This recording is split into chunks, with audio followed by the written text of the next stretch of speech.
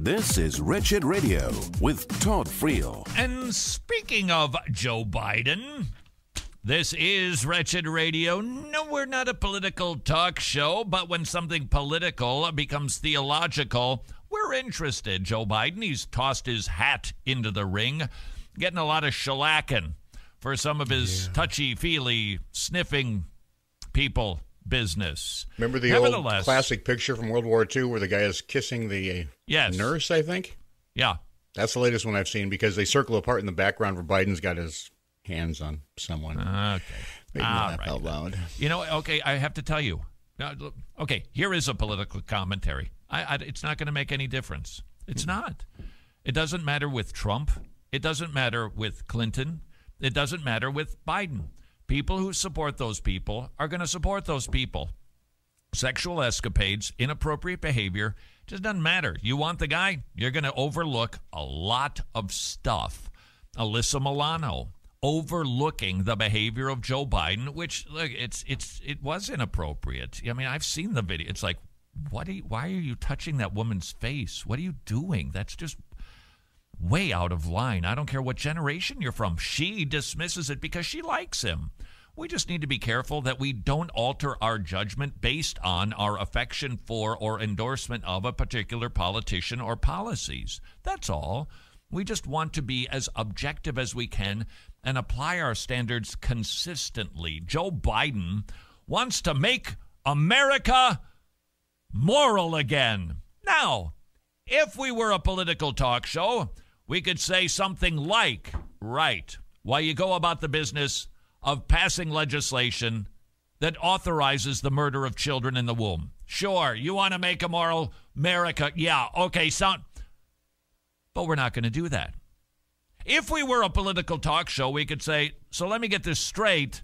The guy who behaves inappropriately with women, who swears like a wounded pirate, you're going to make America moral again? But we're not a political show, so I wouldn't make that commentary. Instead, my issue is moral and making America moral again. Questions, Mr. Vice President. Whose morality are we talking about here? Which morals are going to be enforced? How are you going to make America moral again? What is moral? Those are the questions that I'm intrigued by. So you're going to make sure that people don't swear the way that you do. You're going to make sure that people that they do what you do. Who's going to decide this? That's why that statement to me is like, well, that's a scary thought. I'm sure he hadn't thought about it that deeply. I'm sure it was just intended to be a poke in the eye. Nevertheless, from a Christian perspective, sorry, sir, that's not what our religion happens to be about. Now, we want laws that protect people, but private morality, we Christians, we're not trying to make people behave like, what's the word I'm looking for? It's in the New Testament a lot, Pharisees.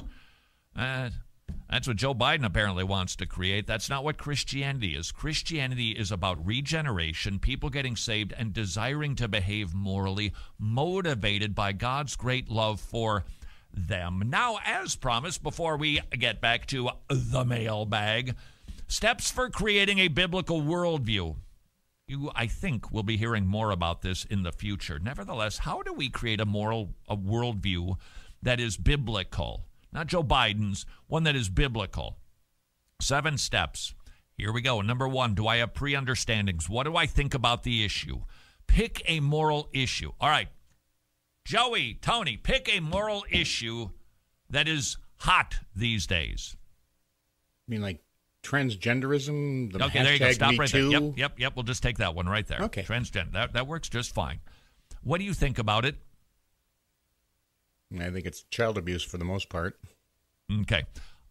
If you want to create a biblical worldview, I mean, making your way through, perhaps you've already done this and arrived at that conclusion, but this is the process for getting to your conclusion. You need to lose that pre-understanding. I'm not telling you to make it go away forever, but you set it aside for the time being, because if you don't lose your pre-understandings on a subject, you're going to import them into your thinking. This is sort of like Alyssa Milano. You want to lose those things and simply go to step number 2. What are the direct verses? What are the verses that talk about this subject? That's what I want to know. I don't want to bring in my ideas, my preconceived notions. Scrap them. Direct Bible verses. Step number 3, indirect Bible verses, because there are typically some. If you don't have direct, you might have indirect. Number 4, does the gospel affect this issue? And it's an important step, because you've got to ask the question, is there anything about the gospel that changes my understanding or brings a nuance to it? Does the cross affect the issue? Number 5, what is the church's historic position on this subject? It's not infallible. We're not Roman Catholic, who would say that church councils are. By the way, a number of Catholic theologians have now penned a public letter calling the current pope a heretic. This ought to get kind of interesting. The church isn't infallible, but we can learn stuff, and we can go read the writings of people to go, what did they used to believe and why? Question number 6, my testimony. Now, this doesn't apply to every one of these issues, because I suspect Tony is not going to soon become Antoinette. What's the female? Hope. What's the female for Tony? Yeah, Antoinette would probably be close. Antonia. Antoinette? Or Annette? Tony with an I. Tony. There you go. Is it Tony Braxton? I think. Yeah. Was she in that group from the 80s, Tony? No. Okay. Maybe? Just trying to keep up here. I don't know. This probably long doesn't ago. affect you, but there are issues. Okay, you're using the issue of marijuana. Okay, if you smoke, you've worked your way through 5, and you go, okay, well, I've concluded, wrongly, that it's okay.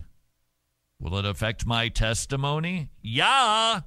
So, speaking of marijuana, Triple X Church guy, whatever that fellow's name is, he's the Triple X Church. He's trying to help guys get off of pornography. It's always provocative. Now he wants to be promoting Christian cannabis. No, I'm just absolutely shocked at that. How does my testimony get affected by my understanding of the issue? And then finally, number 7, you bring in objections, but not until then. Now, can you ever return to your pre-understandings? Yes, after that process. Typically, your pre-understandings will fall into the objections category. All right, what do the people say is the opposite of that? Why do people, regarding marijuana, well, God made all the plants, so it's okay to consume them. I trust you don't say that about poison ivy. I'm just guessing. So what objections do they raise? What are my pre-understandings? Typically get tackled there, and then you have come up with your Christian worldview. Those are the steps. We're going to be working on that resource a whole lot more soon, I hope. In the meantime, we do have Are You a Rotten Fish available at wretched.org/fish. Todd, there's a movie called Breakthrough. I have not gone to see it. It's about a family and their son who has an accident, and God miraculously saves him and brings him out of a coma. Yep, he sure can do that. Is this biblically and doctrinally sound? It depends. If they claim that somehow a divine healer healed him, no. If they claim God took my son out of a coma, not a problem. I suspect, based on the title Breakthrough, you got to break through the heavens, man. You got to bring heaven down. You got to get the glory flowing like the river that's on fire. Well, then it's probably typical sort of word faith or NAR nonsense. This movie, by the way, has a lot of high-profile people in them. Can't think of one of them, but I did watch the trailer. And it's like, oh, that's a famous person. I don't know who they are, but I know they're famous. But I know their somehow. name. I don't know their Hollywood names, but I know what recognizes. they were in. You can do some sort of a Christian film, and it can make plenty of money. Just curious to know if this movie is based on a true story. It seems that Christian movies on the big screen are very pragmatic and always centered on miracles. Yep, they are, because it sells. People seem to need that as some sort of an affirmation. It's a sufficiency issue. We've got all of the miracles that we need in the Bible. If you don't think that that's enough, you go looking for other ones. So I don't know what the breakthrough thing is about. I suspect based on the title alone, because remember, you can judge a movie by its title. And God heals. Make no mistake about it. God heals. Now, James chapter 5, the healing that's described there, did you know that the word for that to heal the sick, that word sick, half the time that it's used in the New Testament actually is weakness, typically like a spiritual weakness struggle. So if you are feeling spiritually weak, call the elders. They will anoint you. They will pray with you. You'll confess your sins because maybe that's why you're spiritually weak. There is a connection. Remember David, my bones ache. I feel it because I haven't confessed my sin. So you confess your sin, you're going to feel better. More likely that it is not about physical healing, that it is about a spiritual healing. And isn't that more in alignment with the book of James, which says at the very beginning, thesis statement, count it all joy when you experience various trials. It would be odd if at the very same book it's like, so pray and have the elders anoint you so that you don't have to go through a trial. Be contradicting it. The book is to teach us how to deal with trials. That sort of healing, probably more spiritual than physical. This is Wretched Radio. Would you please like, subscribe, or share this video so other people can enjoy this professional Christian content?